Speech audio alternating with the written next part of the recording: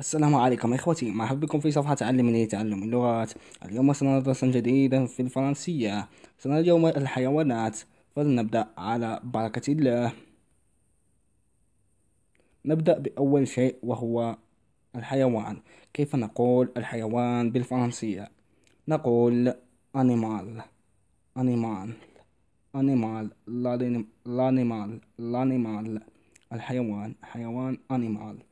أما الجمع حيوانات فنقول أنيمو. نحذف الآل ونضيف UX أنيمو.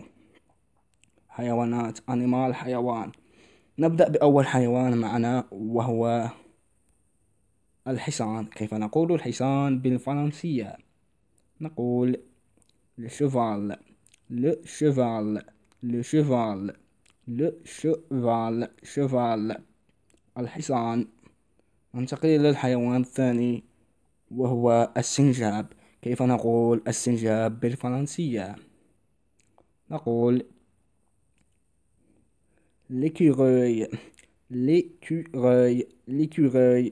ننتقل للحيوان الذي بعده وهو الثعلب. كيف نقول الثعلب بالفرنسية؟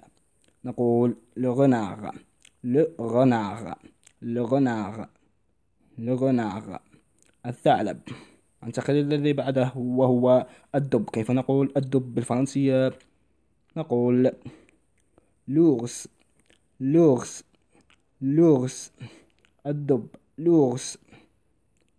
ننتقل للحيوان الذي بعده وهو البومة. كيف نقول البومة بالفرنسية؟ نقول إيبو إيبو إيبو. البومة لو إيبو لو إيبو. البومة. كيف نقول القرش بالفرنسية؟ نقول عن القرش بالفرنسية لو requin لو requin requin. القرش requin requin requin. ننتقل إلى آخر حيوان معنا في هذه الحلقة، القرد. نقول لو سانج لو سانج لو سانج. القرد لو سانج. وشكرا للمشاهدة. إلى اللقاء في فيديو آخر مع دروس جديدة، ولا تنسوا دعمنا ولا تبخلوا علينا بالاشتراك والتعليق، وشكرا لكم.